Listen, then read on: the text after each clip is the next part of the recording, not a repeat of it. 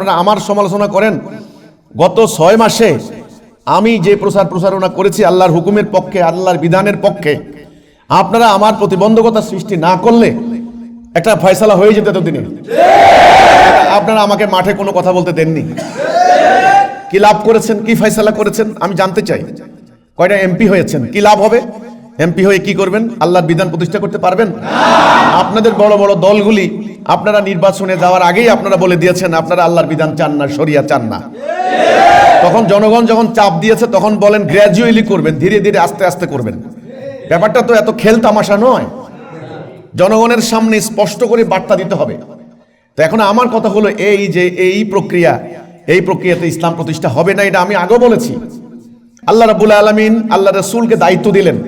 আমি ইসলামী সংগঠনের কোটি কোটি ভোটার, এখন এই ভোটারদের প্রতি তাদের ধর্মীয় সেন্টিমেন্টের প্রতি মায়া হয়, দয়া হয়, যে এদের সেন্টিমেন্ট দেখে এরা আল্লাহ রাসূলের ইসলাম চান, এরা মনে প্রাণে চাচ্ছেন যে ইসলাম আসুক, এরা মনে প্রাণে চাচ্ছেন আল্লাহর দ্বীন কায়েম হোক, এরা মনে প্রাণে চাচ্ছেন রাষ্ট্রটা আল্লাহর কোরআনের বিধান দ্বারা চলুক।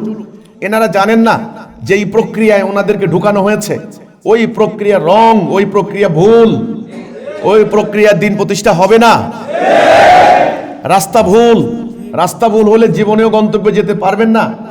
আপনি হাঁটতে হাঁটতে হাঁটতে হাঁটতে হয়রান হয়ে যাবেন, আপনার পায়ের তেল শুকিয়ে যাবে, গাড়ির তেল ফুরিয়ে যাবে, টাকা নষ্ট হয়ে যাবে, আপনি হয়রান হয়ে যাবেন হাঁটতে হাঁটতে, কিন্তু আপনি গন্তব্যে পৌঁছতে পারবেন না, কারণ ভুল পথ, বক্রপথ। আমাদের একটা লক্ষ্য আমরা ঠিক করেছি, আমাদের একটা উদ্দেশ্য আমরা ঠিক করেছি। এই যে লক্ষ্যটা, এই মানব জীবনের লক্ষ্য, সামগ্রিকভাবে লক্ষ্যটা খুব ইম্পর্টেন্ট। সিদ্ধান্ত সূত্র মোস্ট ইম্পর্টেন্ট। সিদ্ধান্ত সূত্রের উপরে নির্ভর করে পরবর্তী কার্যকলাপ। এই সিদ্ধান্ত সূত্রটা এতটাই গুরুত্বপূর্ণ, এটার উপরে পরবর্তী জীবনের সবকিছু নির্ভর করে।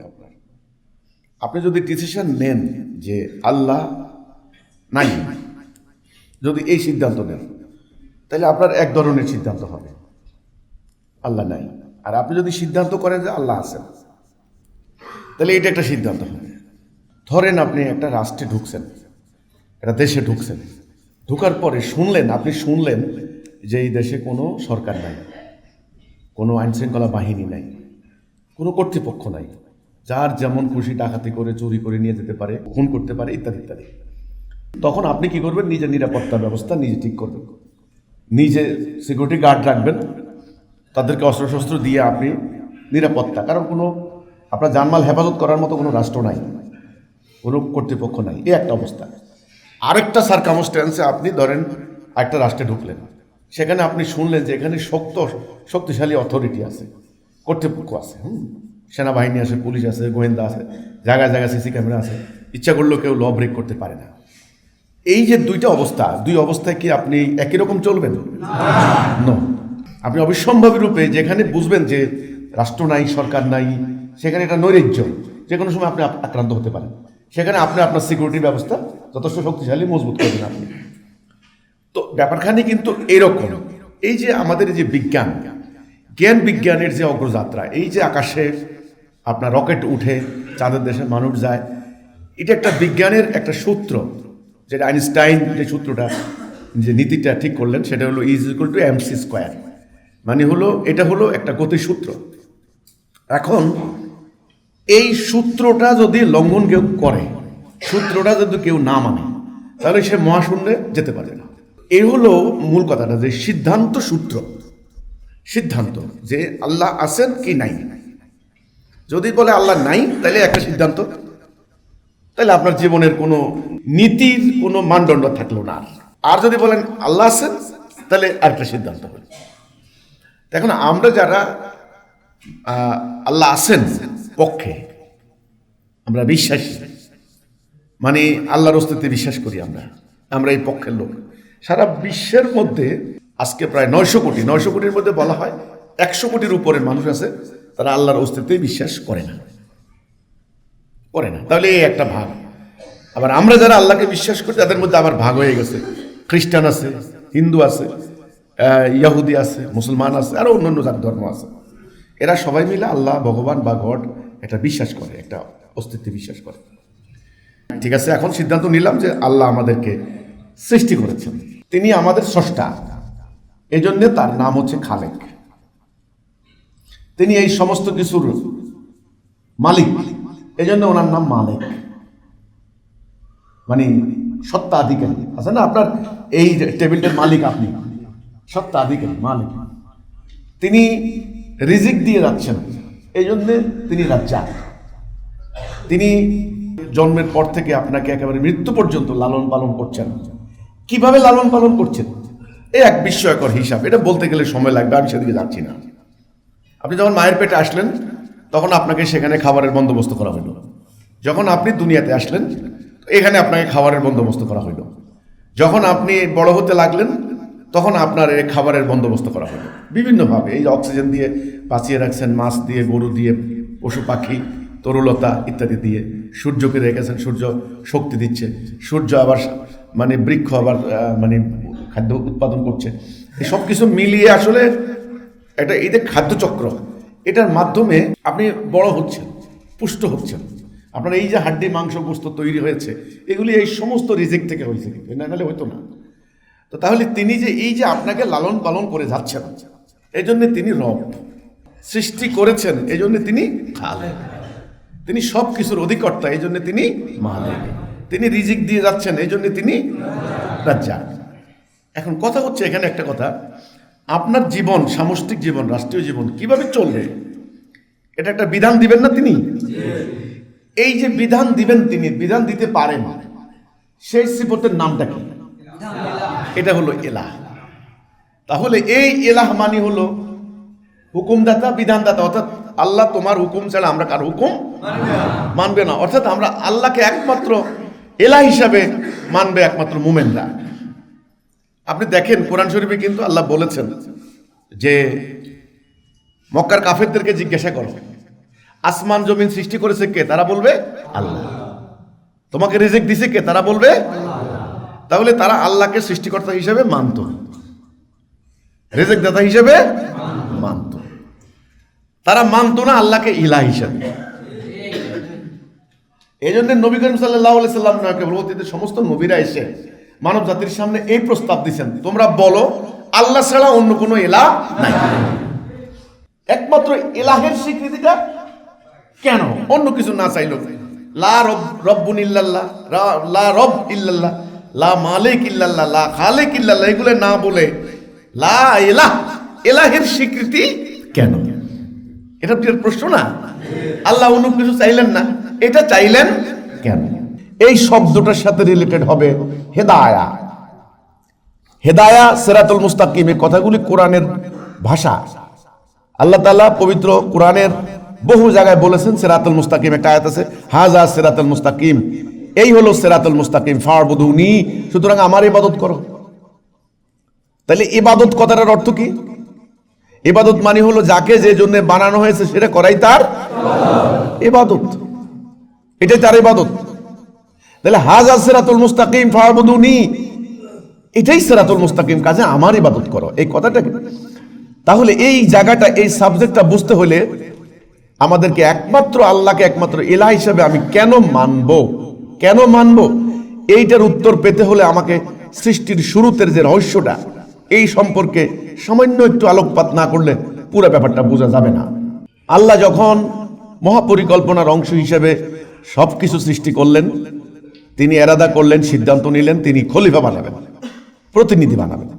তিনি সমস্ত ফেরেশতাদের সামনে এই বিষয়টা উত্থাপন করলেন, প্রস্তাব রাখলেন যে আমি সিদ্ধান্ত নিয়েছি, আমি দুনিয়াতে খলিফা বানাবো, তোমরা কি বলো? এখানে কিন্তু শব্দটা হচ্ছে খলিফা, প্রতিনিধি। আল্লাহ কিন্তু বলেন নাই আমি আদম বানাবো, মানুষ বানাবো, কিচ্ছু না। তিনি বলেছেন খলিফা, আল্লাহর প্রতিনিধি ফিল আরদ। দুনিয়াতে তারা আল্লাহর প্রতিনিধিত্ব করবে, দুনিয়াতে আল্লাহর প্রতিনিধিত্ব করবে, এমন একটা সত্তা, এমন একটা সৃষ্টি তিনি করবেন। সমস্ত মালায়েকদেরকে ডাক দিয়ে যখন তার সামনে প্রস্তাব দিলেন, মালায়েকরা বলল যে আপনি এমন কিছু বানাবেন, এরা তো দুনিয়াতে ফাসাদ ওয়া সাফাকুদ্দিমা করবে। দেখেন, ফাসাদ, অন্যায়, অবিচার, সর্বরকম অন্যায়। সাফাকুদ্দিমা মানে হলো রক্তপাত, যুদ্ধ, মারামারি, খুনাখুনি, রক্ত ঝরাবে। এটা করবে। আপনার প্রশংসা গুণকীর্তন করার জন্য তো আমরাই আছি, আমরাই যথেষ্ট। আল্লাহ বললেন আমি জানি তোমরা জানো না। তাহলে বিশাল একটা ঘটনা এখানে। কিন্তু তিনি নিজ হাতে মাটি দিয়ে আদমকে বানালেন। আদমকে বানিয়ে তিনি এবার বললেন আমি কিন্তু এর ভেতরে আমার রূহ দিয়ে দেব, রূহ ওকে দেব, ওয়া নাফাখতু ফীহি মির রূহি, আমার রূহ দিব। এই যে রূহটা কি? রূহটা হলো খেলাফত করার জন্য পাওয়ার অফ অ্যাটর্নি, পাওয়ার, শক্তি, ক্ষমতা আল্লাহর পক্ষ থেকে। যেমন ধরেন সমগ্র সমুদ্রের মধ্যে যে পানি, অথই সমুদ্রের মধ্যে কেমিক্যাল অ্যানালাইসিস করলে যে উপাদান পাওয়া যাবে, সুঁয়ের আগায় এক ফোঁটা পানির মধ্যে কেমিক্যাল অ্যানালাইসিস করলে একই ধরনের উপাদান পাওয়া যাবে। কিন্তু ওই সমুদ্রের পানির মধ্যে হাঙ্গল তিমি বাস করে, ঢেউ তোলে, বিশাল বড় জাহাজ চড়ে, কিন্তু এই এক ফোঁটা সুঁয়ের আগায় পানির মধ্যে কিন্তু এরকম করতে পারে না। জগতের সমস্ত পানি যেখানে থাকুক না কেন, সমগ্র পানিগুলি তাদের গন্তব্য হয়ে যাচ্ছে কিন্তু সমুদ্রে মিলিত হওয়া। জগতের যত পানি আপনি যেখানে রাখেন পানিকে, পানির উদ্দেশ্যই পানি পাগল পারা হয়ে যাচ্ছে। সে কোন দিক দিয়া? পানির বৈশিষ্ট্য হলো নিম্নগামী। আসলে সমুদ্রকে এমন ভাবে সেট করা হয়েছে, তার উদ্দেশ্য হচ্ছে তার মূল উৎসের মধ্যে ফেরত যাওয়া। তাহলে পানির উৎস কোথা থেকে? সমুদ্র থেকে। সেটা আবার আল্লাহ তাআলা মেঘমালার মাধ্যমে ওখান থেকে এনে সেই অকল্পনীয় সিস্টেমের মধ্য দিয়ে পাহাড়ে ধাক্কা লাগিয়ে এগুলি এনে নালা, খাল, বিল সৃষ্টি করে, ঝর্ণাধারা সৃষ্টি করে আবার এখান থেকে প্রবাহিত করে নিয়ে যাচ্ছেন। তাহলে পৃথিবীর প্রতিটা ফোঁটা পানির গন্তব্য হচ্ছে কোথায়? ঠিক আল্লাহর প্রতিটা রূহের গন্তব্য হবে আল্লাহর সাথে মিলিত হওয়ার বাসনা। এই জায়গার মধ্যে প্রতিবন্ধকতা সৃষ্টি করবে ইবলিস। ইসলাম দেহ এবং আত্মা, শরিয়া এবং মারেফত উভয়েরই সম্মিলিত রূপ। মারেফতের লাইন খোঁজার জন্য বিভিন্ন ধরনের তরিকতে বিভিন্ন মানুষ যাচ্ছে, কিন্তু ওখানে মানুষ সঠিক পথ পাবে না। তাহলে আল্লাহ মাটি দিয়ে বানালেন আদমকে নিজ হাতে। এবার বানিয়ে এটা রূহ ফুঁকে দিলেন। রূহ ফুঁকে দিয়ে এবার সবাইকে বললেন সেজদা করো। এই যে সেজদা করা মানে আদমের আনুগত্য করা। সেজদা করা মানে খেলাফতের দায়িত্ব পালন করতে হলে আপনাকে আনুগত্য করতে হবে। সমস্ত সৃষ্টি তার আনুগত্যের মধ্যে লাগিয়ে দেওয়া হয়েছে। আপনার রাজা, আপনি কি করলেন? সমগ্র রাজবাড়ির একটা ম্যানেজার নিয়োগ করলেন আপনার রাজার পক্ষ থেকে, তাকে অথরিটি দিলেন। এখন আপনি যখন ঢুকলেন রাজবাড়িতে, আপনি যতদূর যাচ্ছেন আপনাকে পরিচয় করিয়ে দেওয়া হচ্ছে, এই যে লোকগুলা দাঁড়িয়ে আছে এগুলা তোমার সেবা করবে, এগুলো তোমার বাগান পরিষ্কার করবে, এই যে এই লোকগুলা তোমার কাপড় চোপড় ধুয়ে দিবে, ওই যে ওই লোকটা দেখতে পাচ্ছ ও তোমার রান্না করে দেবে, ঠিক আছে, এই যে ওই লোকটা তোমার চুল কেটে দেবে, আচ্ছা ওই লোকটা তোমার এই কাজ করে দেবে। এই যে সমগ্র সার্ভিস, পুরো রাজবাড়ির যত লোক আছে, নারী পুরুষ, সবাইকে পরিচয় করে দেওয়া হলো যে, এবং সবাইকে ডাক দিয়ে বলে দেওয়া হলো যে এই আজকে থেকে মনে রাখবা আমাদের পুরো রাজবাড়ির আমার পক্ষ থেকে এই হচ্ছে ম্যানেজার, এই হচ্ছে খলিফা প্রতিনিধি, ঠিক আছে, সবাই মিলে তোমরা তার কথা শুনবা, তার আনুগত্য করবা। সবাই মিলে তখন কুর্নিশ করলো যে জো হুকুম জাহাফনা। তাহলে এই সেজদা মানে কি? আনুগত্য করার শপথ। সেজদা করা মানে কি? সমগ্র মালায়েক, সমগ্র সৃষ্টি, সমগ্র ফেরেশতাকুল, সেটা কি? আসমান, জমিন, গ্রহ, নক্ষত্র, বৃক্ষরাজি, তরুলতা, পর্বতমালা, চন্দ্র, সূর্য, অক্সিজেন, হাইড্রোজেন, নাইট্রোজেন, এই যে মাটি, পানি, যা কিছু আছে সব এর অন্তর্ভুক্ত। সব কিছু আল্লাহ কোরআনে বলছেন, আসমান, জমিন এবং এত দুইয়ের মধ্যবর্তী যা কিছু আছে আমি তোমাদের জন্য সৃষ্টি করেছি, ওরা তোমাদের সার্ভিস দিবে। আপনার জীবনের উদ্দেশ্য কি? এই মালায়েকদের জীবনের উদ্দেশ্য হচ্ছে তারা আপনাকে সার্ভিস দিবে। আপনার জীবনের উদ্দেশ্য কি? আপনি কাজটা বুঝে নেবেন না? এই কাজটাই হলো আপনার খেলাফত, এটাই আপনার ইবাদত। তাহলে এই কলমের উদ্দেশ্য কি? লেখা না উঠলে এই কলমের কোম্পানি এই কলমটা বানালো, এর কোনো মূল্য আছে? এর কোনো দাম আছে? ওকে। এই ঘড়ির উদ্দেশ্য সময় দেওয়া, এই ফ্যানের উদ্দেশ্য বাতাস দেওয়া, ঠিক? আপনার জীবনের উদ্দেশ্যটা আপনি বুঝে নেবেন ভালো করে। এ বুঝে নেওয়ার যে জ্ঞান, এটাই হলো আসল জ্ঞান।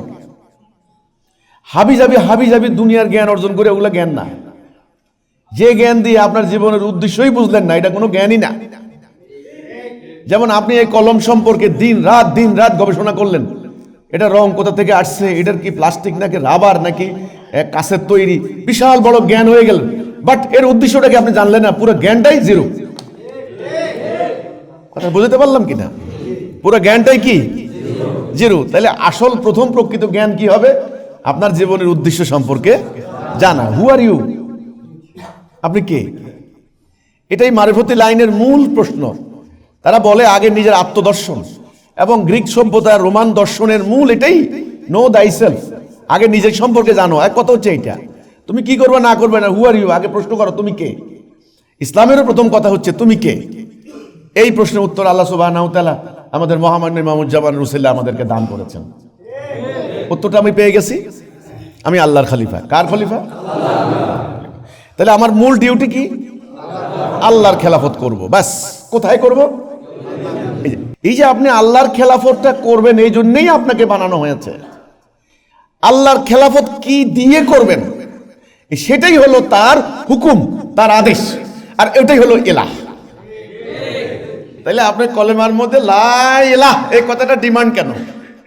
সব নবীরা অন্য কোনো কথা, সূরা আম্বিয়াতে আল্লাহ বলেছেন আমি সকল নবীদেরকে পাঠিয়েছি শুধু এই কথা বলে তোমরা বলো লা ইলাহা ইল্লাল্লাহ। এই ইলাহটা কেন?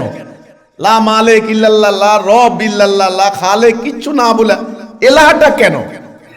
আসলে ওই ইলাহ, আল্লাহকে একমাত্র ইলাহ হিসেবে স্বীকৃতি করে নিলেই আল্লাহর খেলাফত করা হবে, এবং এটাই আল্লাহ চান, এটাই আপনার সৃষ্টির উদ্দেশ্য, এটাই হলো সিরাতাল মুস্তাকিম। যখন সৃষ্টিটা করা হলো, যখন সবাই মিলে সেজদা করলো, একটা সত্তা সেজদা করলো না, তার নাম হলো ইবলিস। আল্লাহ বলেন ইবলিস ওকে সেজদা করলি না কেন? ইবলিস সোজা উত্তর দিয়েছে। ইবলিস কিন্তু কোনো মানে মুনাফিকি বলে না, মুখে এক সামনে এক কথা পিছনে আরেক কথা, নো, ইবলিস কিন্তু সোজা উত্তর দিয়েছে যে ও হচ্ছে মাটি, আমি হচ্ছি আগুন। আল্লাহ বললেন অহংকার হয়েছে, এখান থেকে বেরিয়ে যাও। ইবলিস কিন্তু আল্লাহকে দেখেছে, মানে আল্লাহর সাথে কথা বলেছে। তাহলে ইবলিস কাফের হয়ে গেল, কানা মিনাল কাফিরিন, ইবলিস কাফের হয়ে গেল কেন? ফাসাজিদুনি, এই যে সেজদা করো, একটা কমান্ড করছেন আল্লাহ। কথা আছে, হাদিসে আসছে ইবলিস নাকি এমন ইবাদত করছে আল্লাহর, সারা দুনিয়াতে এমন কোনো জায়গা বাদ নাই তার নাম কিন্তু ইবলিস ছিল না, তার নাম ছিল মুকরম ফেরেশতা, আজাজিল। হ্যাঁ, মুকরম মানে আল্লাহর নিকটবর্তী, নৈকট্যপ্রাপ্ত। এত বড় এই মানে আমলকারী এই লোকটা কেন কাফের হয়ে গেল? ওই যে আল্লাহকে ইলাহ হিসেবে অস্বীকার করেছে, একমাত্র আদেশ দানকারী আল্লাহ, এই জায়গাটা সে যদি সেজদা করতে হয়ে যেত গা, কিন্তু সে এই অস্বীকার করার কারণে, হুকুম অস্বীকার করার, আদেশ অমান্য করার কারণে সে কাফের হয়ে গেল। সূরা মায়েদা ওই আয়াতটা আল্লাহ বলেন ওমাল্লাম ইয়াকুম, এই হুকুম বিমা আনজালাল্লাহু ফাউলাইকা হুমুল কাফিরুন, আল্লাহ যারা নাযিল করেছেন সেই মোতাবেক যারা ফয়সালা করে না তারাই কাফের। আল্লাহকে একমাত্র ইলাহ হিসেবে কেন মানবো? আসলে আল্লাহকে ইলাহ হিসেবে না মানলে আল্লাহর খেলাফত করা সম্ভব নয়। মক্কার কাফেররা কিন্তু আল্লাহকে সৃষ্টিকর্তা হিসেবে মানতো, কোরআন সাক্ষী দেয়, নামাজ পড়তো, রোজা রাখতো, তারা আল্লাহকে ইলাহ হিসেবে মানতো না। আল্লাহকে একমাত্র ইলাহ হিসেবে যদি আপনি না মানেন, আপনি ইসলাম থেকে আউট। যত কিছু করেন কোনো লাভ নাই, কারণ আপনার সৃষ্টির যে উদ্দেশ্যটা আপনাকে দিয়ে সেটা হলো না। এই কলমের উদ্দেশ্য কি? লেখা। এটাই যদি না হয় তাহলে কলম, লক্ষ কোটি কলম বানাইয়াও কোনো লাভ নাই, পুরো ইন্ডাস্ট্রি লস। পুরো ইন্ডাস্ট্রি কি লস? যত কর্মচারী, যত মেশিন, যত কলম, যত কালি, যত কিছুই আনছেন, পুরো ইন্ডাস্ট্রি লস। লেখাই যদি না উঠে, আপনি ফ্যান, এই যে ফ্যানের ইন্ডাস্ট্রি দিলেন, বিশাল বড় আয়োজন করলেন, হাজার হাজার কোটি টাকা খরচ করে, হ্যাঁ, বডি দিলেন, পাখা দিলেন, সব দিলেন, ডানা দিলেন, হাজার হাজার কোটি কোটি ফ্যান তৈরি করলেন, বাতাস দিচ্ছে না, তাহলে পুরো ইন্ডাস্ট্রি কি হলো? লস। দেখেন আল্লাহর উদ্দেশ্যটা কি আগে বুঝতে হবে। আল্লাহর উদ্দেশ্য হলো আমি আমার গুণকীর্তন করার জন্য তো আমার অযুত নিযুত মালায়েক আছে। কোরআনে আল্লাহ বলছেন, ওরা বলে যে মালায়েকরা বলে আপনার গুণকীর্তন করার জন্য তো আমরাই, তাহলে আল্লাহর গুণকীর্তন করার জন্য তো যথেষ্ট আছে। এখানে অন্য একটা উদ্দেশ্য আছে, অন্য একটা পারপাস আছে। তিনি দেখতে চান তার এই রূহ নিয়ে, তার খেলাফতের এই অথরিটি নিয়ে এই সৃষ্টি তার আনুগত্য করে কি না, স্বাধীন ইচ্ছা শক্তি নিয়ে। তাই আল্লাহ যখন হুকুম দিলেন, ইবলিস তো করলো না, সে এই যে সে চ্যালেঞ্জ করলো। কি চ্যালেঞ্জ করলো? আমি তোমার দেওয়া সিরাতুল মুস্তাকিমের ডাইনে বামে সামনে পেছনে ওঁত পেতে বসে থাকবো। খুব ইম্পর্টেন্ট কথা কিন্তু, এই সিরাতুল মুস্তাকিম মানে আমরা জানি সরল পথ, সোজা পথ। সিরাত মানে কি? পথ। মুস্তাকিম মানে সরল, স্ট্রেট, সিম্পল, সরল পথ। এটা খুব খেয়াল করেন, সিরাতুল মুস্তাকিম অর্থাৎ এটা কি? আল্লাহ যে পথ নির্দেশ করেছেন এটার নাম। আচ্ছা, তাহলে আল্লাহ কি পথ নির্দেশ করেছেন? আপনার ব্যক্তি জীবন, রাষ্ট্রীয় জীবন, সামাজিক জীবন, অর্থনৈতিক জীবন পরিচালনার ক্ষেত্রে আল্লাহ যে ডাইরেকশন দিয়েছেন, আল্লাহ যেখানে যেটা বলেছেন যে এটা করো, করতে হবে, এটা করব না, করব না, এই কথাটাই হয়ে যাচ্ছে ওই যে হারাম হালাল, হারাম হালাল।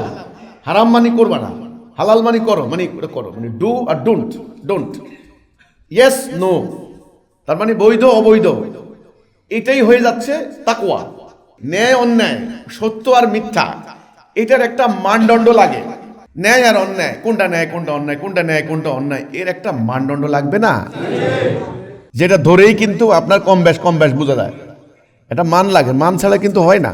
তেমনি কোনটা ন্যায় কোনটা অন্যায়, কোনটা সত্য কোনটা মিথ্যা, এর একটা মানদণ্ড লাগে। আল্লাহর কথা হলো মানদণ্ড আমি দিয়েছি, আমি যেটাকে ন্যায় বলেছি ওটাই ন্যায়, আমি যেটাকে অন্যায় বলেছি এটাই অন্যায়। এটাই হলো সিরাতুল মুস্তাকিম, এটাই হলো তাওহীদ।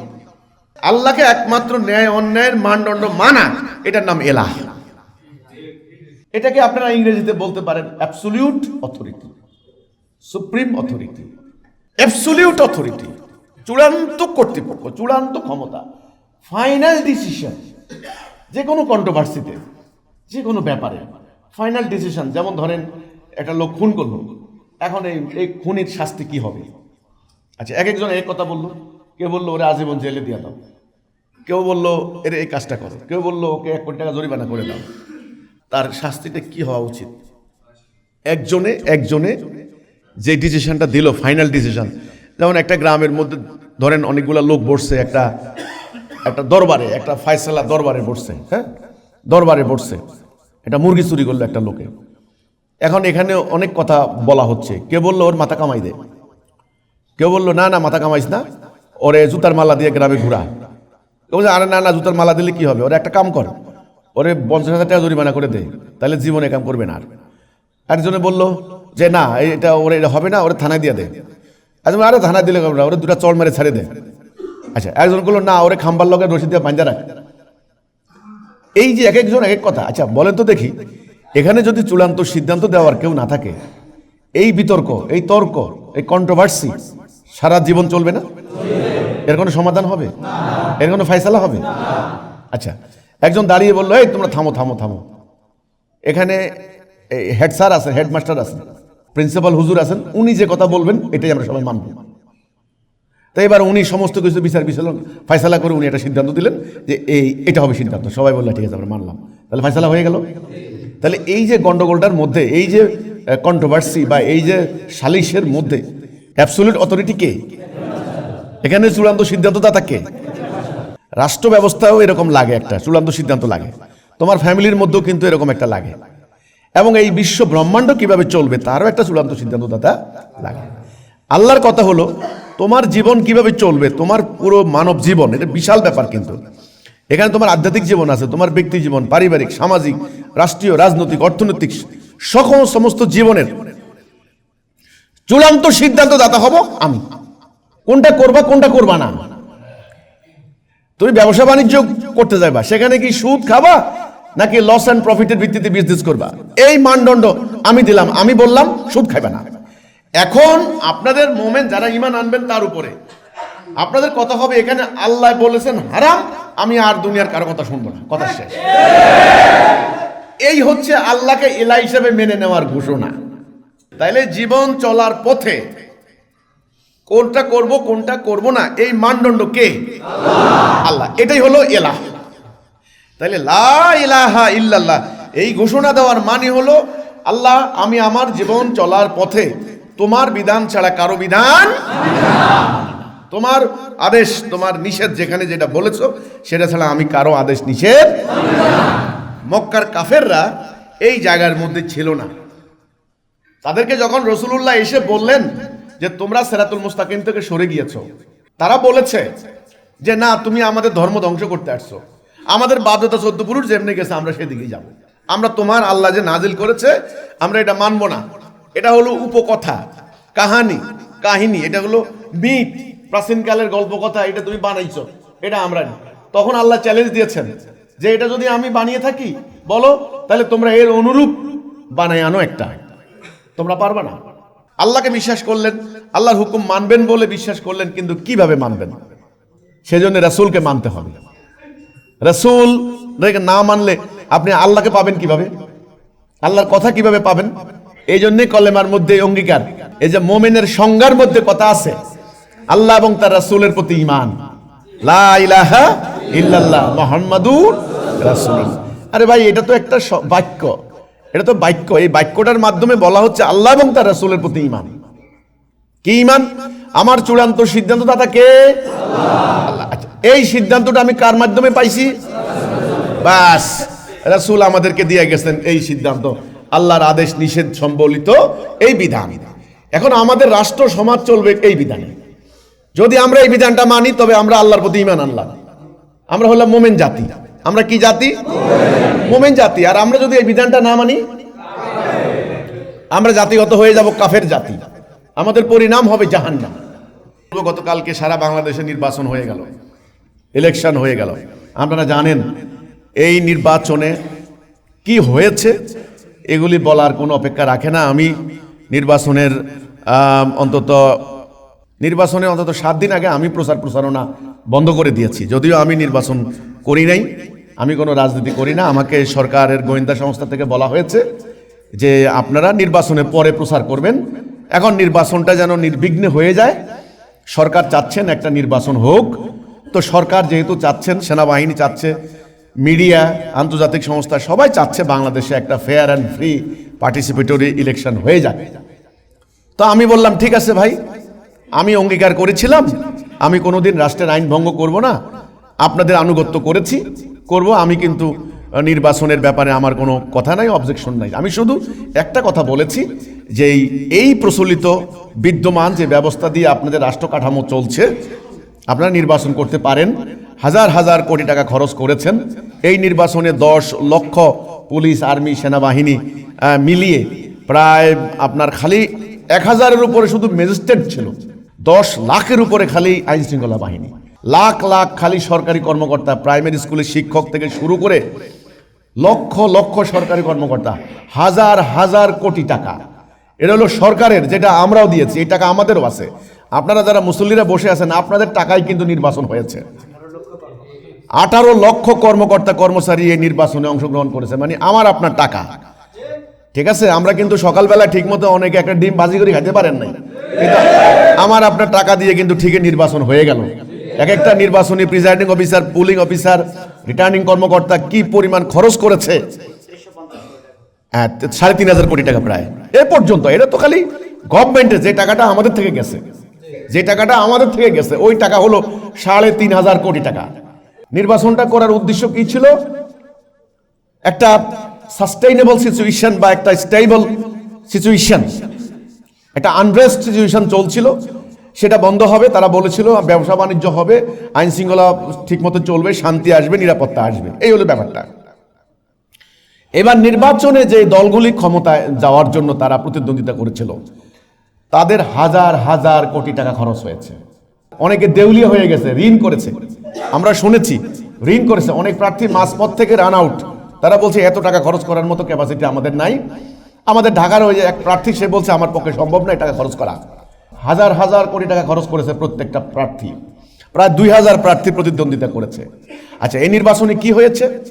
টাকা নিয়ে কত জায়গায় কত লোক ধরা পড়েছে, কত লোক অ্যারেস্ট হয়েছে, কত লোকের মানে শাস্তি হয়েছে। এটা তো গেল যারা প্রতিপক্ষ ধরতে পেরেছে।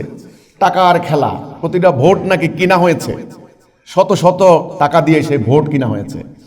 এবার জাল ভোট, সিল মারা, মারামারি করা, এরপরে মেকানিজম করা, মিথ্যা গুজব রটনা করা, এরপরে নানান কাহিনী। আচ্ছা, এত কিছু করার পর একটা নির্বাচন হলো। আগামী দিন তারা রাষ্ট্র চালাবেন, কেউ এমপি হবেন, কেউ মন্ত্রী হবেন। তাদেরকে সরকারি সুযোগ সুবিধা দেওয়ার জন্য অলরেডি মন্ত্রীদের বাড়ি বানানোর জন্য 13 কাঠা জমির উপরে তারা এক একটা বাড়ি করবে এক একটা মন্ত্রীর জন্য। ঢাকা শহরে 13 কাঠা জমির বর্তমান মূল্য 60 থেকে 70 কোটি টাকা। আর যে এলাকায় বাড়ি বানাবে ওই এলাকা কেবল মুগদা মান্ডা না, বেড়িবাঁধ না, ওই এলাকার জমির দাম 10 কোটি টাকা দিয়েও কাঠা পাবেন না আপনি। ওখানে মারাত্মক ব্যাপার, এখানে 100 কোটি টাকার উপরে খালি জমির দাম।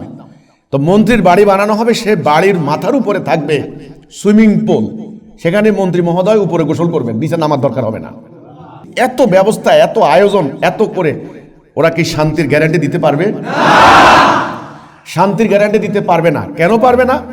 পারবে না এই জন্য ব্যবস্থা, সিস্টেম। আমরা বলেছি বিদ্যমান যে ব্যবস্থা চলছে এই ব্যবস্থা জারি রেখে, কায়েম রেখে আপনারা শান্তি আনতে পারবেন না।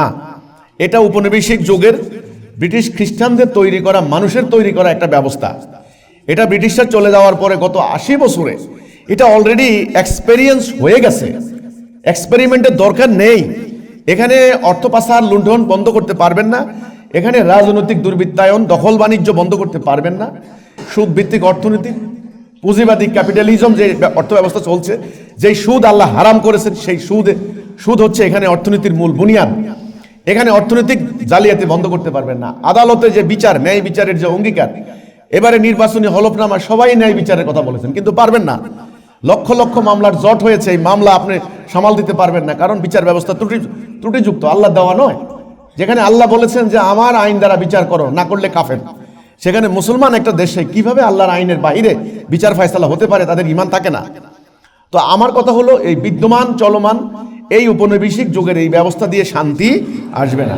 নির্বাচন করবেন, হাজার হাজার কোটি টাকা খরচ হবে, একদল মানবেন, একদল মানবেন না, কারচুপি হবে, ভোট ডাকাতে হবে, জালিয়াতি হবে, আগের দিনের ভোট নিয়ে যাবেন, জাল ভোট দেবেন, টাকা দিয়ে ভোট কিনবেন, এটা হলো। আচ্ছা গেল। এখন আমার কথা হলো, ঠিক আছে, আপনারা যারা জাগতিক স্বার্থে এগুলি করেন তারা বলবে, ভাই আমরা জাগতিক স্বার্থে আমরা আল্লাহ রসুলের বিশ্বাস করি না, পরকালে আল্লাহর কাছে জবাবদিহিতার কোনো বাধ্যবাধকতা আমাদের নাই। রাষ্ট্র একটা জাগতিক ব্যাপার, একটা দুনিয়াবী ব্যাপার। ওকে, আমরা ছলে বলে কৌশলে যে কোনো মূল্যে আমরা ক্ষমতা দখল করতে চাই, হাজার হাজার কোটি টাকা আমরা ইনভেস্ট করতে চাই, আবার ক্ষমতায় গিয়ে সেগুলি নানানভাবে আমরা তুলব সুদে আসলে কয়েক গুণ। তো এটা আমাদের একটা ট্রেডিশন, জাগতিক স্বার্থে আমরা এগুলি করছি। তাদের প্রতি আমার কোনো অবজেকশন নাই, কোনো কথা নাই। কিন্তু দুঃখ লাগে যারা ইসলামিক সংগঠন, যারা ধর্মীয় দল, ইসলামিক সংগঠন, আপনারা যারা এই সাধারণ জনগণকে বলেছেন যে এই মার্কায় ভোট দিলে তুমি জান্নাতে যাবে, আল্লাহ বিজয় হবে, এটা জেহাদ। জেহাদে কি হেরে যেতে পারে কেউ? আপনারা হারলেন যে, তাহলে এটার ফয়সালা কি হবে? এখন এটার ফয়সালা কি হবে? আমি ধর্মপ্রাণ মুসলমানদেরকে অনুরোধ করব, আপনারা আল্লাহকে ভালোবাসেন, রাসূলকে ভালোবাসেন, আমি জানি। শুধু আল্লাহকে ভালোবাসার জন্য আপনারা এই ধর্মীয় সংগঠনগুলি, অনেক কষ্টের কথা আজকে এখানে বলতে হচ্ছে, এই নির্বাচন উপলক্ষে ধর্মীয় সংগঠনগুলি এক জায়গায় একজোট হইতে পারল না। ধর্মীয় সংগঠনগুলি একদল, এক গোষ্ঠী আরেক গোষ্ঠীর বিরুদ্ধে ফতোয়া দিয়েছে। তারা কিন্তু গণতান্ত্রিক সেকুলার জাতীয়তাবাদী দলের সঙ্গে জোট করেছে, কিন্তু ধর্মীয় দলের সাথে তারা জোট করতে পারে নাই। একটা জায়গায় আপনারা আসতে পারলেন না। আপনারা আমার সমালোচনা করেন, গত 6 মাসে আমি যে প্রচারণা করেছি আল্লাহর হুকুমের পক্ষে, আল্লাহর বিধানের পক্ষে, আপনারা আমার প্রতিবন্ধকতা সৃষ্টি না করলে একটা ফয়সালা হয়ে যেত এতদিনে।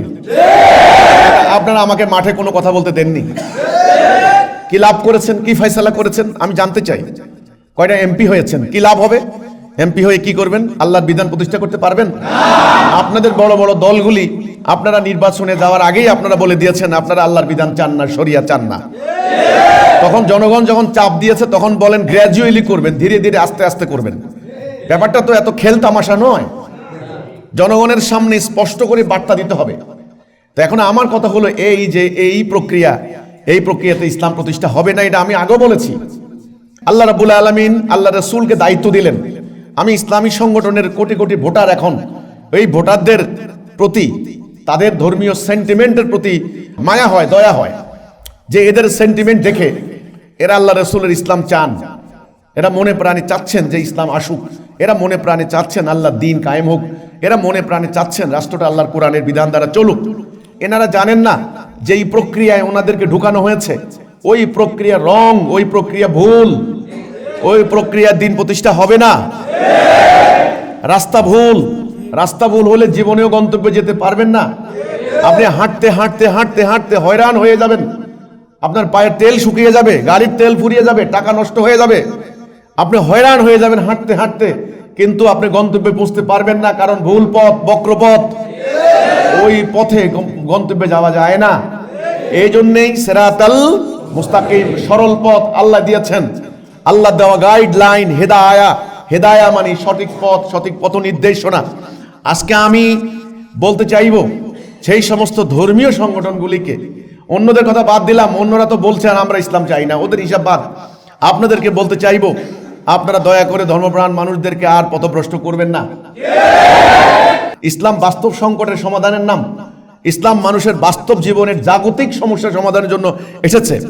আমি জাগতিক সংকট নিয়ে যদি কথা না বলতে পারি, আমার বক্তব্যে, আমার বয়ানে, আমার আলোচনায়, আমার ন্যারেটিভে, আমার আদর্শের মধ্যে যদি জাগতিক সংকটের কোনো কথা না থাকে, অর্থনৈতিক সংকট, রাজনৈতিক সংকট, মানুষের বিচারিক সংকট, মানুষের অন্যান্য জাগতিক সংকট, সোজা কথা, যেটা মানুষ দুবেলা দুমুঠো খেয়ে মানুষ বেঁচে থাকতে চায়, নিরাপত্তার সঙ্গে বাস করতে চায়, ঘুমাতে চায়, মানুষের মানবাধিকার আজকে লঙ্ঘিত হচ্ছে, মানুষের বাক স্বাধীনতা লঙ্ঘিত হচ্ছে। এখন আমার বয়ানে, আমার ইসলামের আদর্শের মধ্যে যদি জাগতিক সংকটের কোনো দিক নির্দেশনা না থাকে, তাহলে কালের কষাঘাতে এর আবেদন হারিয়ে যাবে, এর ইন্টারেস্ট হারিয়ে যাবে। মানুষ মনে করবে আরে এই বেটা খালি পরকালের ওয়াজ করে, খালি আমরা দুনিয়ার সংকটের মধ্যে আছি, আমাদের শাসন কে করবে? শাসক নিয়ম নির্বাচনের জন্য গত কয়েক মাস থেকে আমরা সারা জাতি পাগল হয়ে গেছি, হাজার হাজার কোটি টাকা খরচ করে। আমাদের অর্থনৈতিক সংকট, আমাদের রাজনৈতিক সংকট, বিচারিক সংকট, এটা দূর করবে কিভাবে? হানাহানি বন্ধ হবে কিভাবে? এটা নিয়ে আমরা সমস্যার মধ্যে আসি। আর এই মিয়া খালি পরকালের ওয়াজ করে, খালি না। ইসলাম কি খালি পরকালের সংকটের জন্য আসছে? ইসলাম পরকালীন সংকট নয়। ইসলাম কেবল পরকালীন, এটা জাগতিক সংকট সমাধানের জন্য একটা বিধান। রাসূলুল্লাহ কি জাগতিক সংকট সমাধান করেননি? রাসূলুল্লাহ 12.5 লক্ষ বর্গ মাইল এলাকার রাষ্ট্রপ্রধান ছিলেন, তাইলে এটা কি জাগতিক? এটা জাগতিক। রাষ্ট্রপ্রধান ছিলেন, তিনি রাষ্ট্রপতি ছিলেন, আল্লাহর বিধান দ্বারা তিনি রাষ্ট্র পরিচালনা করেছেন। মানুষের তৎকালীন এই আরব সমাজের সমস্যা কি ছিল? দাসত্ব ব্যবস্থা, সেটা তিনি আস্তে আস্তে নির্মূল করা শুরু করে দিয়েছেন। তৎকালীন আরব সমাজের সমস্যা কি ছিল? চুরি ডাকাতি, লুটতরাজ, এক গোষ্ঠী আরেক গোষ্ঠীকে হামলা করে সম্পদ লুণ্ঠন। রাসূলুল্লাহ এই জাগতিক সংকট তাদেরকে সমাধান করে দিলেন। ন্যায় বিচার ছিল না, ন্যায় বিচার কায়েম করলেন। নারীদের কোনো সম্মান ছিল না, নারীদের সম্মান প্রতিষ্ঠা করলেন। এগুলো কি জাগতিক নয় কি? জাগতিক। আচ্ছা, রাসূল আকরাম সাল্লাল্লাহু আলাইহি ওয়াসাল্লাম তিনি কি করলেন? তিনি সমৃদ্ধি এনে দিলেন। মানুষের ঘরে ভাত ছিল না, অজ্ঞানে পড়ে থাকতো আরবের লোকেরা। সেই সুদূর সিরিয়া বাণিজ্য করতে কোনো রকম লাভ হলে হইতো, না হলে নাই, কারণ আরবের জায়গাটা অনেক মরু এলাকা, পাথুরে এলাকা, বালিয়াড়ি, সেখানে উৎপাদন নাই, খনিজ সম্পদ তো আবিষ্কারে হয় নাই। কাজে মানুষগুলি ছিল অভাব দারিদ্রতায় নিমজ্জিত। সেখানে উটের পিঠে বোঝাই করে খাবার নিয়ে মানুষ ঘুরতো, নেওয়ার কেউ ছিল না। সমৃদ্ধি আসলো, নিরাপত্তা আসলো। একা একটা মেয়ে মানুষ হিজাজ থেকে হাদরামাউত হাজার হাজার মাইল যাইতো, কোনো ভয় থাকতো না। এই যে নিরাপত্তা, এই যে ন্যায় বিচার, অর্থনৈতিক সমৃদ্ধি, ঐক্য, শৃঙ্খলা, এগুলো কি জাগতিক না পরকালীন? জাগতিক। আল্লাহ রাব্বুল আলামিন কোরআনের মধ্যে বলেছেন, রব্বানা আতিনা ফিদ দুনিয়া হাসানাতাও ওয়া ফিল আখিরাতি হাসানাতাও ওয়া কিনা আযাবান নার। আল্লাহ আমাদের দুনিয়ার জীবনকে সুন্দর করে দাও। তাহলে ইসলামের প্রথম উদ্দেশ্য হচ্ছে দুনিয়ার জীবন, জাগতিক জীবনকে সুন্দর করা, তারপরে আখিরাতের জীবনকে সুন্দর করা। যার দুনিয়ার জীবন সুন্দর, তার আখিরাতের জীবনও সুন্দর। তাহলে আমার বয়ানে, আমার বক্তব্যে যদি জাগতিক সংকটের কোনো গাইডলাইন না থাকে, কোনো সমাধান না থাকে, তাহলে এই বয়ান গতি হারাবে, এই বয়ান এই আপনার প্রযোজ্যতা হারাবে, এই বয়ান মানুষের চাহিদা পূরণ করতে ব্যর্থ হবে, এই ধর্ম মানুষের চাহিদা পূরণ করতে কালের গহ্বরে মুখ থুবড়ে পড়বে। এটা ভারসাম্যহীন হয়ে যাবে। কি হবে? ভারসাম্যহীন। এক পেশে এক ঠ্যাং কেটে দিলে আপনি হাঁটতে পারবেন না লাফিয়ে লাফিয়ে, আপনি হাঁটতে পারবেন না। মানুষের জীবন যেমন দুই পাও নিয়ে ভারসাম্য, ইসলাম তেমনি দেহ আত্মা, শরিয়ত, মারিফত, আধ্যাত্মিকতা এবং মারিফত, জাগতিক এবং আধ্যাত্মিক, দুনিয়াবি সংকট এবং পরকালীন মুক্তি, এই দুইয়ের সমন্বিত রূপ হচ্ছে ইসলাম। এটার নাম দ্বীনুল হক। আল্লাহ রাসূলকে আল্লাহ যখন রাসূল করে পাঠিয়েছেন, তখন আল্লাহ রাব্বুল আলামিন কি বলেছেন? সূরা ফাতিহা 28, সূরা সফ 9, সূরা তওবা 33, ওয়াল্লাযী আরসালা রাসূলাহু বিল হুদা ওয়া দীনিল হক লিইয়ুযহিরাহু আলা দীনি কুল্লিহি। দেখেন, আমি আমার রাসূলকে পাঠিয়েছি হেদায়া এবং সত্য দিন দিয়ে, যেন অন্যান্য দিনের উপরে এটাকে।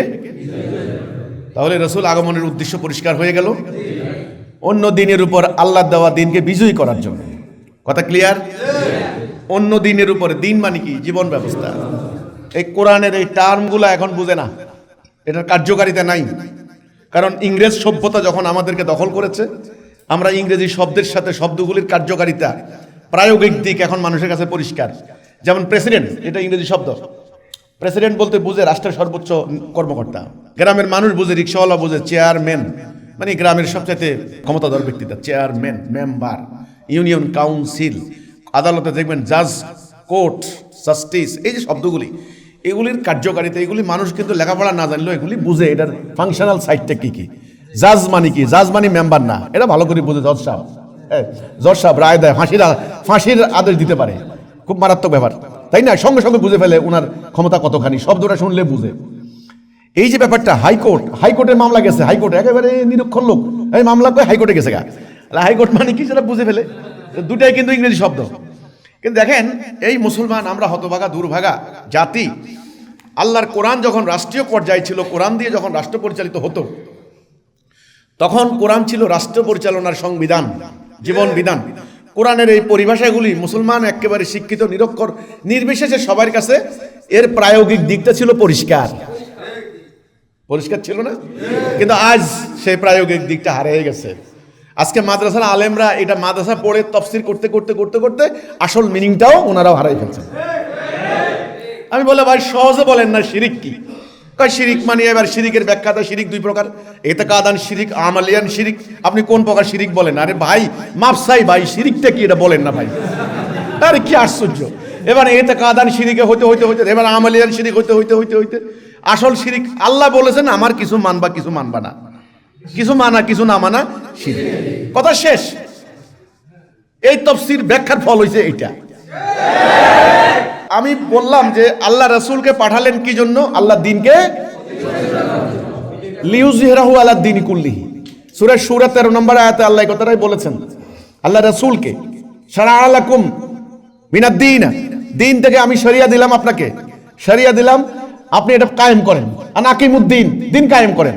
ইব্রাহিমকে বলেছি, মুসাকে বলেছি, ঈসাকে বলেছি, নূহ আলাইহিস সালামকে বলেছি। এখানে 5 জন নবীর কথা আছে, আমাদের ইনক্লুডেড আওয়ার নবী, আওয়ার রাসূল। এই 5 জন নবী রাসূলের নাম আছে।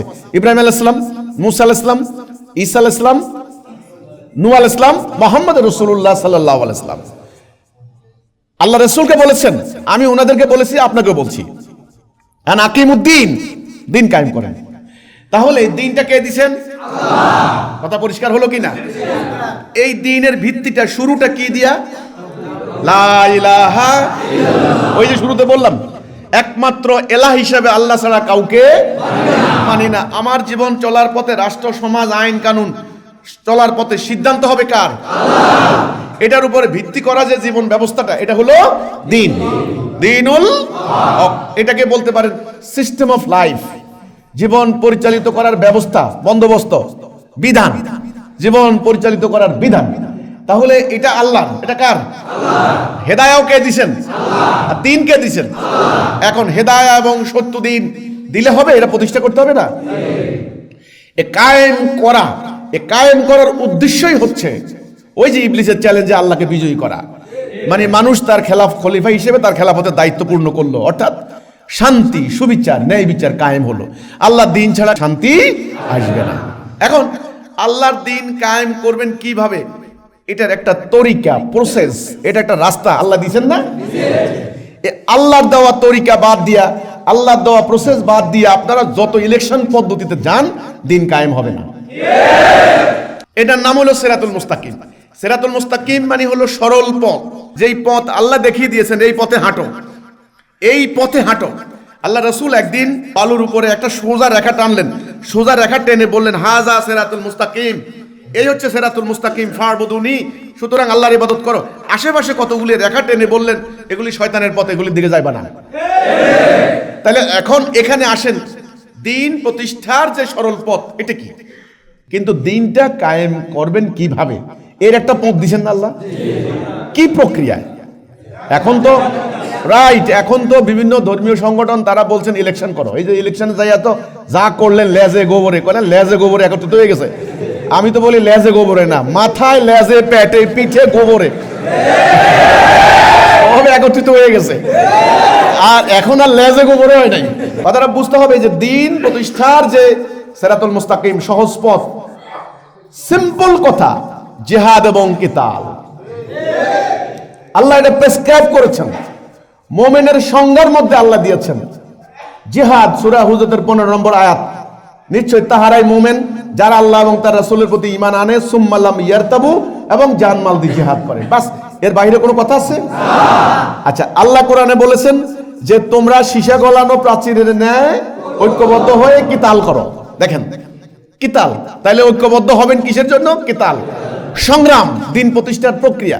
আচ্ছা, এবার আসেন, আল্লাহ কোরআনে বলেছেন কুতিবা আলাইকুমুল কিতাল, তোমাদের জন্য সংগ্রাম ফরজ করে দিলাম, বাধ্যতামূলক করে দিলাম। কেন বাধ্যতামূলক করলেন? আরে ভাই, কিতালটা কেন? আশ্চর্য ব্যাপার। কে মানুষের সম্পত্তি লুট করার জন্য নাকি? গরু বকরি লুট করার জন্য?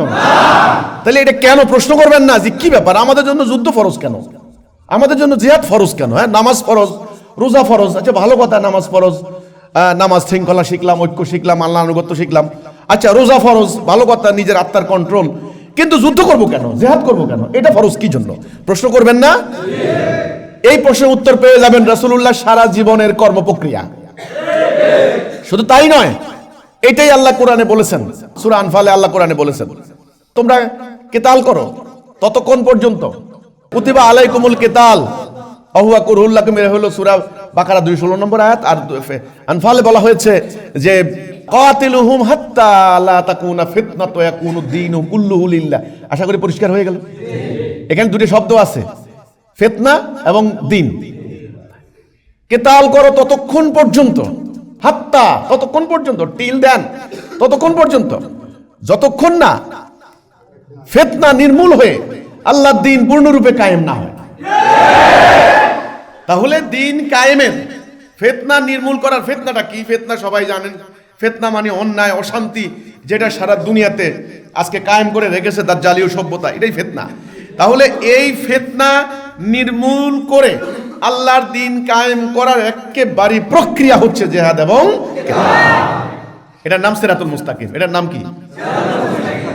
মানে সরল রাস্তা, আল্লাহ যে রাস্তা দেখালেন এইটা। এখন আল্লাহর দেওয়া সরল পথ, হেদায়া, ডাইরেকশন, এই ডাইরেকশনটা কে দিলেন? আল্লাহ নবী এই ডাইরেকশনের বাহিরে এক সরিষা পরিমাণ গিয়েছেন?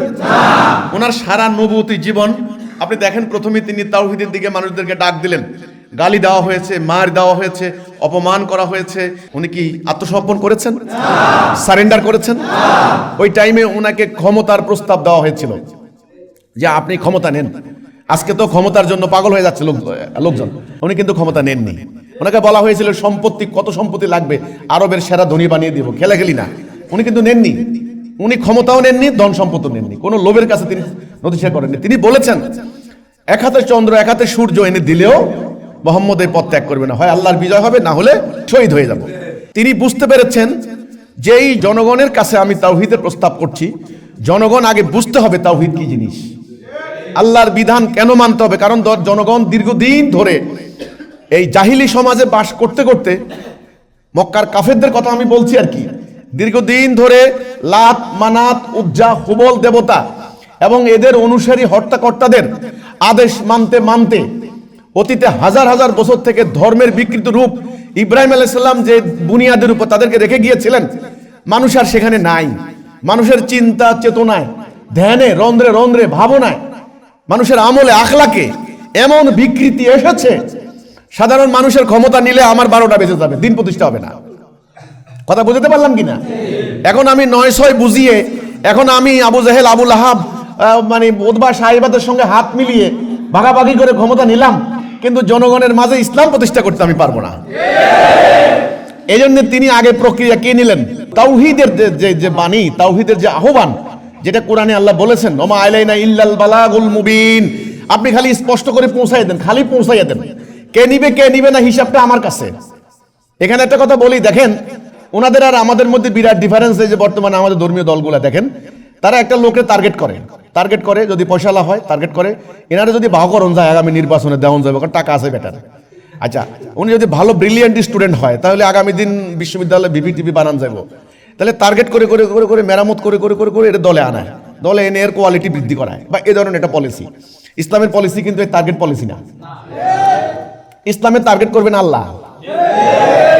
আল্লাহর কথা হলো তুমি খালি পৌঁছাইয়া দাও। ধরেন আপনি একজন কৃষক, আপনাকে বলা হয়েছে বীজ ছিটাও, সব বীজে কিন্তু চারা গজাবে না, কোনো বীজ পাথরের উপর পড়বে, এটা শুকিয়ে যাবে, যেটা একেবারে সঠিক মাটির উপর পড়বে এটা যত সময় চারা গজাবে। আমি জানি আল্লাহর কথা হলো তুমি আমার দিনের কথা কারো দিনকে আমার দিনকে মুখাপেক্ষি বানিও না, আমার দিনকে অর্থ বাণিজ্যের কোনো হাতিয়ার বানিও না। তুমি নির্ভয় নিঃসংক চিত্তে এর মধ্যে গুপলেট করবে না, দুই নাম্বারই করবে না, সত্য মিথ্যা মিশাইয়া বলবে না, যেটা স্ট্রেট ফরওয়ার্ড, আমি যেটা যা বলেছি গোপন করবে না। এই কথা বললে তোমার সুবিধা হবে, এই কথা বললে সুবিধা হবে না, নো, গোপন করতে পারবে না এবং এর কোনো বিনিময় নিতে পারবে না। হ্যাঁ, তোমাকে যদি হত্যা করতে আসে তুমি আর শুধু আমার উপর নির্ভরশীল হবে, আমি তোমাকে সেভ করবো। তার মানে কি, আল্লাহ কোরআনে বলেছেন যে শুধু আমার দিকে ডাক দাও। এরপরে আল্লাহ বলেছেন ওমান আহসানু কাওলাম মিম্মান দাআ ইলাল্লাহ, তার কথা থেকে কার কথা উত্তম হতে পারে যে মানুষদেরকে আল্লাহর দিকে ডাকে। ডাকবা কেমনে সেটাও কিন্তু আল্লাহ বলে দিয়েছেন, উত্তম যুক্তি এবং হিকমত সহকারে। হ্যাঁ, আল হিকমাতা মাউইজাতিল উদু ইলা সাবিলি রাব্বিকা বিল হিকমাতি ওয়াল মাউইজাতিল হাসানা। হাসান মানে উত্তম যুক্তি এবং হিকমত সহকারে মানুষদেরকে ডাকো। তাহলে আপনাকে বলা হয়েছে মানুষদেরকে ডাক দিবা, তাওহীদের দিকে ডাক দিবা। টার্গেট করে কে আসবে না এটা আমার। আমাদের আর ওনাদের মধ্যে ডিফারেন্সটা এখানে। আমার জানা মতে অনেক শিক্ষিত লোক, অনেক বড় ধরনের শিক্ষিত, উনি আসছেন, আসার পরে দেখলাম উনি কয়দিন পরে আর থাকতে পারলেন না, উনি চলে গেলেন। তাহলে এই আশা কোনো লাভ নাই। ভদ্রলোকের জ্ঞান আছে কিন্তু জেহাদ করতে ওনার কোনো হিম্মত নাই। তাহলে এনারা কি করেন, টার্গেট করে করে কে পয়সাওয়ালা তাকে আনতে হবে, আগামীতে নমিনেশন দিতে হবে, কারণ টাকা ছাড়া এখন আর নির্বাচন চলে না, এটা সবাই জানে। ওকে, ওই লোকটা খুব ব্রিলিয়েন্ট, ওকে আনতে হবে, ওকে না আনলে আবার কিন্তু আমার বিশ্ববিদ্যালয় সিট দখল করা যাবে না। আবার ওই লোকটা গ্রামের চেয়ারম্যান মেম্বার, ওকে আনতে হবে, না এলে প্রভাব করা যাবে না। ওকে বলতে হবে ওকে টার্গেট না করলে আমার ওর চেয়ারম্যানের পোলা, ওরে না নিলে এলাকায় আমি প্রভাব করতে পারবো না। এই যে টার্গেট করে করে লোকজন রিক্রুটেড করা এবং এদেরকে ইসলামিক সাহিত্য নামে এতগুলা পড়াইয়া জ্ঞানী যোগ্য করে তোলা, এটা কিন্তু আমাদের পলিসি নয়। না, আমাদের পলিসি নয়। আমাদের পলিসিটা হলো আমরা র্যান্ডমলি জাতি ধর্ম বর্ণ নির্বিশেষে সবার কাছে তাওহীদের দাওয়াত দিয়ে যাব।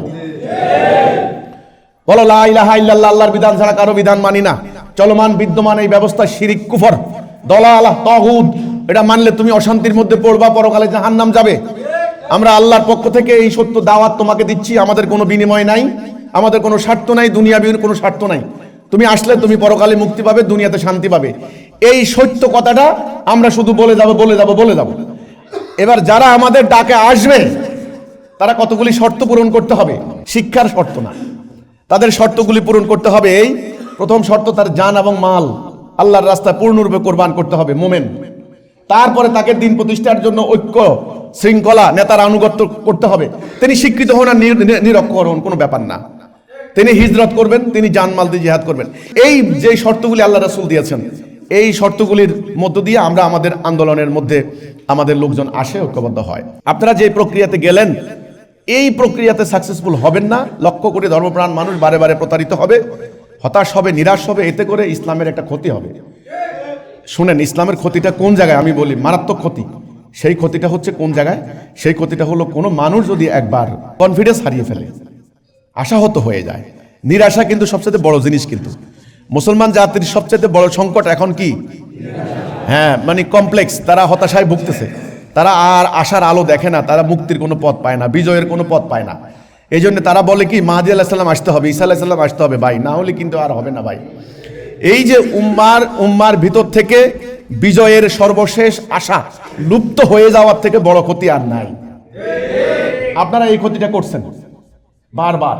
এই জন্য আমরা যখন তাওহীদের দাওয়াত নিয়ে যাই তখন বলে, ভাই বুঝতে পেরেছি ভাই, কাউকে দিয়ে আর কিছু হবে না ভাই, 80 বছর থেকে যে দলের ভোট দিয়ে আসলাম কিছুই তো হলো না ভাই, আল্লাহর সাহায্য লাগবে। কার সাহায্য লাগবে?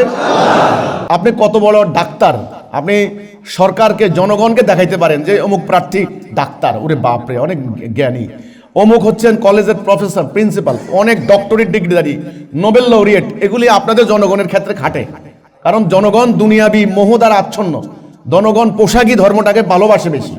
এটা জনগণ ছলনা প্রতারণার এই দুনিয়াতে জনগণ এগুলাতে খুব মোহগ্রস্ত। ঠিক আছে, কিন্তু আল্লাহ বলেন ইন্নাল্লাহা লা ইয়ানজুরু ইলা সুওয়ারিকুম, আমি সুরত দেখি না, আমি তোমার বাহ্যিক অবয়ব এগুলো দেখি না, আমি দেখি তোমার মধ্যে কার বেশি ইমানদার, কে বেশি মোমেন, কে তাকওয়ায় সর্বোচ্চ সম্মান আমার কাছে তার বেশি।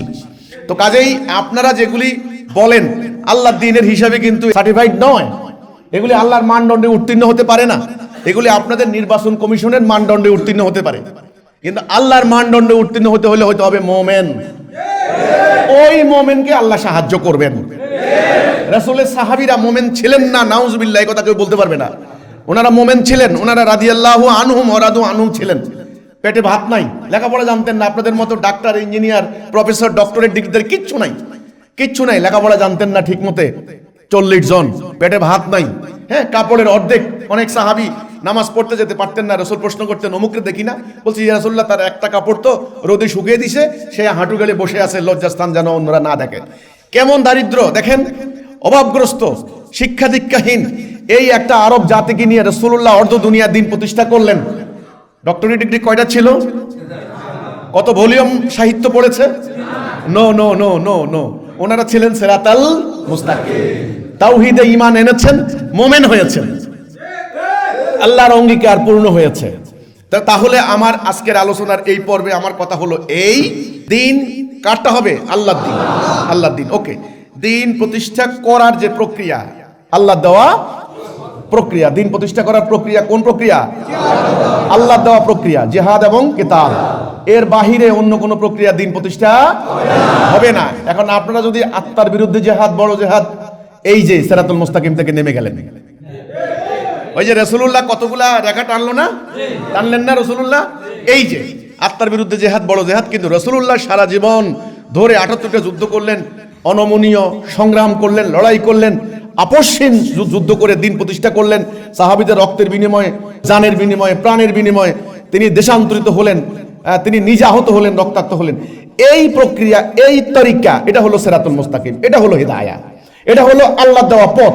এখন আল্লাহ বলেছেন এই পথে চলো। আমরা কি করলাম? বললাম যে এই যুগে আর এই পথ কি চলে? আমরা আবিষ্কার করলাম নির্বাচনের পথ। এই যে সিরাতুল মুস্তাকিম থেকে নেমে গেলাম। কথাটা বুঝতে পারলাম কিনা? আল্লাহ এবং তার রাসূল, এই যে বলেন আমাদের আলেমরা বলেন কিতাব আল্লাহ ও সুন্নাতে রাসূলুল্লাহ, সুন্নাহ, কিতাব এবং সুন্নাহ, রাসূলুল্লাহ সুন্নাহ, কোরআন এবং সুন্নাহর ভিত্তিতে। তাহলে সুন্নাহটা কি? সুন্নাহটা হলো কর্মনীতি, কর্মপদ্ধতি।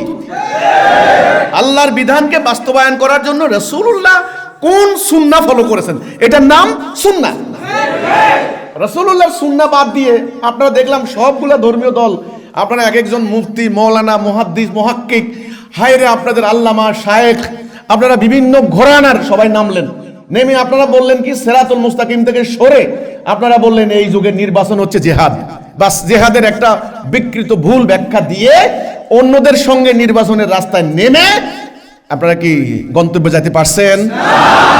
গন্তব্যে যেতে পারেননি। বরং কি হয়েছে, আপনাদের এই আমলের ক্ষেত্রে সাধারণ অন্যরা যা করেছে আপনারা সেটা করেছেন, করতে বাধ্য হয়েছেন। টাকা দিয়েছেন, ছলনা করেছেন, মিথ্যা ওয়াদা দিয়েছেন, সকালে এক কথা বিকেলে আরেক কথা, এমন এমন ওয়াদা দিয়েছেন যেটা আসলে কোনোদিন রাখতে পারবেন না। শুধু তাই নয়, ভয়ঙ্কর কথা বলেছেন এইটা যে আমরা ক্ষমতায় গেলে কোরআন সুন্নাহ কায়েম করব না। সুতরাং বাস্তব কথা হচ্ছে ভাই, এই হচ্ছে সিরাতুল মুস্তাকিম। শুরুতেই আমি যে আলোচনাটা শুরু করেছিলাম, তাহলে আমাদেরকে জান্নাতে নিবে কিসে? তাওহীদ, সিরাতুল মুস্তাকিম। সিরাতুল মুস্তাকিম মানে কি? আরে ভাই, সহজ সরল পথ বুঝলাম, যেখানে আল্লাহ যেখানে যা বলেছেন সেটা মানা, এটার নাম হলো সরল পথ। আল্লাহর কথা হলো আমার দেওয়া পথেই সরল পথ, সেটার ভিত্তিটা হলো লা ইলাহা ইল্লাল্লাহ। অর্থনীতি, এবার অর্থনীতিতে সরল পথ কি? আল্লাহ বলছেন সুদ খাইবে না, শেষ। এটা আল্লাহর সিদ্ধান্ত, এটা হারাম। আল্লাহ বলছেন দেখো যত বড় অর্থনীতি হোক, অর্থনীতি যত বড় হোক, বিলিয়ন বিলিয়ন ডলারের অর্থনীতি হোক, সুদ যদি তুমি পারমিশন দিয়ে দাও, সুদ, তাহলে তোমার রাষ্ট্রীয় অর্থনৈতিক অবিচার বন্ধ হবে না। এখন আপনি করলেন কি না, আধুনিক যুগে সুদ ছাড়া চলে নাকি, বাস আপনি সরল পথ থেকে নেমে গেলেন। আল্লাহ বলছেন আদালতে বিচার হবে, আমার আইন দিয়ে বিচার করো, চোরের এই শাস্তি, ব্যভিচারের এই শাস্তি। ওকে, আপনি বললেন কি না না, আধুনিক যুগের অনেক পরীক্ষা নিরীক্ষা করে আইন এতটা ঊর্ধ্বে উঠেছে, ওই কোরআনের সে 1500 বছর আগের আরবের প্রাচীন যুগের মরু এলাকার ট্রাইবাল সোসাইটিতে আইনটা চলতো, এখানে এই আইনটা চলে না। আপনি কি করলেন? এই কথা বলে, এই যুক্তি দিয়ে আপনি কি করলেন? আপনি সরল পথ থেকে নেমে গেলেন। এটাই আল্লাহ কোরআনে বলেছেন, হাওয়াউনের অনুসরণ করবা না, এটা তাগুত। হাওয়াউন খেয়াল করছি, এটা শিরিক, এটা কুফর। তাহলে আশা করি পরিষ্কার হয়ে গেল। তাহলে সরল পথ মানে যেখানে আল্লাহ যেটা বলেছেন সেটার আনুগত্য করা, আর এটাই হলো লা ইলাহা ইল্লাল্লাহ। এই সিম্পল কথাটা আশা করি বুঝতে পেরেছেন। ইবলিস আপনাকে দাড়ি রাখা থেকে বিরত রাখাবে না, আপনাকে এলেম হাসিল করা থেকে বিরত করবে না। ইবলিস আপনাকে নামাজ রোজা হজ জাকাত থেকে বিরত করবে না। ঠিক ইবলিস এই কাজটা করবে। আল্লাহ যেখানে যেখানে যেই সিদ্ধান্ত দিয়েছেন আস্তে ওখান থেকে সে নামিয়ে দিবে, বাস শেষ। ইবলিস কিন্তু এই কথাটাই বলেছে, আমি তোমার সরল পথের সিরাতুল মুস্তাকিমের ডাইনে বামে সামনে পিছনে উৎপদে বসে থাকবো। এবার আমি শেষ করি। আপনি আল্লাহর দ্বীন প্রতিষ্ঠা করতে নামছেন, জনগণের সামনে বলছেন আমরা আল্লাহর দ্বীন দ্বারা রাষ্ট্র চালাবো। ওকে, ভালো কথা।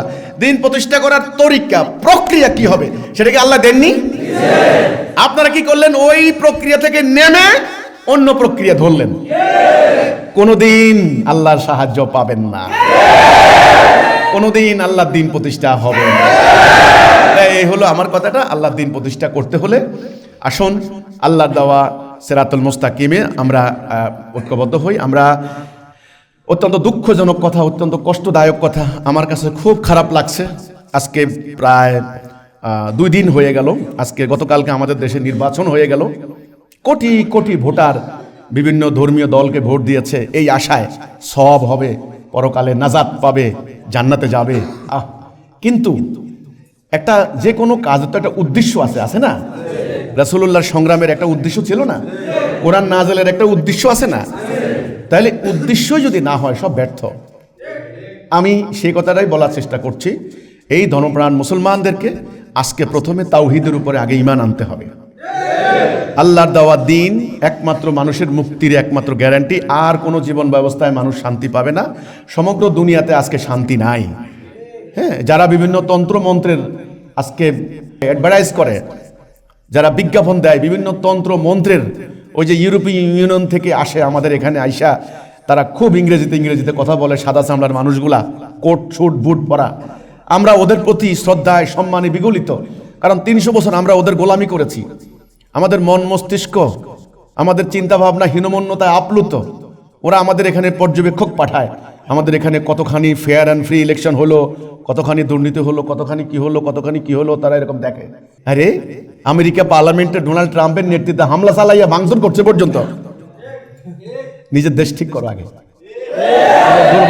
দুর্ভাগ্য আমাদের, আমরা তাদের দেওয়া এই পথ, আল্লাহর দেওয়া পথ বাদ দিয়েছি।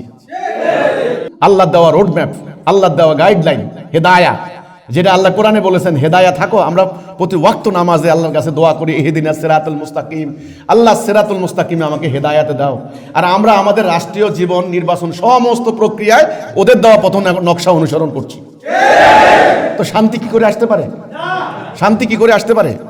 এই জন্য আজকের এই দিনে আমি দাঁড়িয়ে বলতে চাই পরিষ্কার করে, কতদিন যে নির্বাচন হয়ে গেল, নির্বাচনে যারা ক্ষমতায় যাবেন, এই দেশের মানুষের আশা আকাঙ্ক্ষা অভিপ্রায় তারা বোঝার চেষ্টা করবেন। আমি আশা করি তারা আগামী দিন ক্ষমতায় গিয়ে আল্লাহর দেওয়া দ্বীনুল হক, এই রূপরেখার উপর ভিত্তি করে তারা রাষ্ট্র পরিচালনা করবেন। আমরা হলফ করে বলতে পারি তারা দুনিয়া এবং আখিরাতে সম্মানিত হবেন। এখান থেকে অন্যায় অবিচার নির্মূল হবে। আর যদি তারা আল্লাহর আনুগত্য না করেন, তাহলে অতীতের শাসকদের যে অবস্থা হয়েছে আগামী দিনেও এর ব্যতিক্রম হবে না। সেজন্যে আজকে আমাদের আন্দোলনের ভাই বোনরা, আপনারা যারা আছেন, আপনারা আল্লাহর শুকর আদায় করবেন। শুনেন, বিজয় আল্লাহর হাতে। বিজয় কার হাতে? আল্লাহর হাতে। মনে রাখবেন, আল্লাহ বলেছেন সূরা নূরের 55 নম্বর আয়াতে, তুমি ঈমান আনবা, আমলে সলে করবা, আমি তোমাকে বিজয় দেব। লা ইয়াস্তাকলিফান্নাহুম ফিল আরদ, এটা আমার ওয়াদা। ওয়াদাল্লাহুল্লাযিনা আমানু মিনকুম, আমি ওয়াদা দিয়েছি যারা ঈমান এনেছে তাদের সাথে। আল্লাহর এই ওয়াদা মিথ্যা নয়। ওয়াদান আলাইয়া হাক্কান ফিত তাওরাতি ওয়াল ইনজিল ওয়াল কুরআন, আমার ওয়াদা হক সত্য। ওয়াকানা হাক্কান আলাইনা নাসরুল মুমিনিন, মুমিনদেরকে আমি সাহায্য করব, এটা হক। তাওরাত ইনজিল সবার সাথে দেখো, আল্লাহ রাসূলের সময় দেখো, মুমিনদেরকে আমি সাহায্য করেছি, তাদেরকে বিজয় দান করেছি। এটা আমার ফাতহুন কারীব ওয়াবাশশিরিল মুমিনিন। ঈমান আনবা, আমলে সালেহ করবা, জিহাদ করবা জানমাল দিয়ে, কোনো শিরিক করবা না, কারোর সাথে কোনো আপোষ করবা না, দুর্নীতি করবা না, মিথ্যা কথা বলবা না, ছলনা করবা না, টাকা দিয়ে ইলেকশন ইঞ্জিনিয়ারিং করবা না, আমার সাহায্য থাকবে না। কাজেই আমাদের সাহায্য কার? আল্লাহ। আমাদের এই যে দিন প্রতিষ্ঠা, এর দুনিয়ার কোনো স্বার্থ থাকবে? দুনিয়াবি কোনো লক্ষ্য থাকবে? দুনিয়াবি কোনো কামনা বাসনা থাকবে? নো। নিঃস্বার্থভাবে শুধু আল্লাহর জন্য আল্লাহর এই দিন প্রতিষ্ঠার এই সংগ্রাম, সেই পথ আমরা পেয়েছি আলহামদুলিল্লাহ। আল্লাহ শুকর। এখন তোমরা জানমাল উৎসর্গ করে দিয়ে প্রলোভনের শিকার না হয়ে, কারো ভয়ভীতির আতঙ্কিত না হয়ে, তোমরা আল্লাহর উপরে একমাত্র তাওয়াক্কালতু আলাল্লাহ, যেটা তাওয়াক্কালতু আল্লাহ হাওলা ওয়ালা কুওয়াতা ইল্লা বিল্লাহ, সমস্ত শক্তির সমস্ত কুওয়াতের মালিক একমাত্র আল্লাহ। হাসবুনাল্লাহ নি'মাল মাওলা ওয়া নি'মাল ওয়াকিল নি'মাল নাসির। আল্লাহ একমাত্র ওয়াকিল, আল্লাহ একমাত্র নাসির, আল্লাহ একমাত্র মাওলা। মাওলা আর কেউ নাই, আমাদের মাওলা একমাত্র আল্লাহ। তো আল্লাহর উপর ভরসা করে, আল্লাহর উপরে তাওয়াক্কাল রেখে, আল্লাহর উপরে 100% ইতমিনান হয়ে, নির্ভরশীল হয়ে তোমরা আল্লাহর এই সিরাতুল মুস্তাকিম, সহজ সরল তাওহীদের দিকে মানুষদেরকে ডাক দিয়ে যাও। ইনশাআল্লাহ আল্লাহর ওয়াদা মিথ্যা নয়, আল্লাহর ওয়াদা মিথ্যা নয়। সাধারণ মানুষ বিভ্রান্ত হয়েছে, প্রতারিত হয়েছে। সাধারণ মানুষ প্রকৃত ইসলামের সন্ধান পায়নি। সাধারণ মানুষ ইসলাম প্রতিষ্ঠার যে আল্লাহ প্রদত্ত যে তরিকা, প্রক্রিয়া যেটা রাসূল করেছেন, সেটা সাধারণ মানুষ জানে না। আমার স্বনির্বন্ধ অনুরোধ থাকবে, আপনারা সারা দুনিয়ার মানুষদেরকে এই সিরাতুল মুস্তাকিমের দিকে ডাক দেন। এটা আপনাদের ঈমানি কর্তব্য, এটা আপনাদের একটা দ্বীনি বাধ্যবাধকতা, এটা দাইল আল্লাহর কাজ। আল্লাহ আমাদেরকে আল্লাহর দ্বীন প্রতিষ্ঠার ক্ষেত্রে ঐক্যবদ্ধ হয়ে নিঃস্বার্থভাবে সংগ্রাম করার তৌফিক দান করুক। তৌফিক ইল্লা বিল্লাহ। আসসালামু আলাইকুম ওয়া রাহমাতুল্লাহি ওয়া বারাকাতুহু।